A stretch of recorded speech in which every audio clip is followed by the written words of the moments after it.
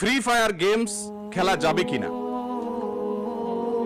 প্রথম কথা হলো, মুসলমানের জন্য গেমস খেলা, যত গেমস মোবাইলে আপনার কম্পিউটার ইত্যাদিতে রয়েছে, এগুলো একজন প্রাপ্তবয়স্ক মানুষের জন্য, একজন মুসলমানের জন্য এগুলো কোনোটাই খেলা ইসলামী শরিয়ার দৃষ্টিকোণ থেকে জায়েজ নয়। জায়েজ না বলতে সঠিক নয়, কারণ এগুলো সবগুলো অনর্থক কাজ। আল্লাহ তাআলা বলেছেন, ক্বাদ আফলাহাল মুমিনুনা আল্লাযীনা হুম ফি সালাতিহিম খাশিউন ওয়াল্লাযীনা হুম আনিল লাগবি মুরিদুন। ঈমানদার তখনই সফল হবে, সার্থক হবে, যখন সে অনর্থক কাজ ছাড়তে জানবে।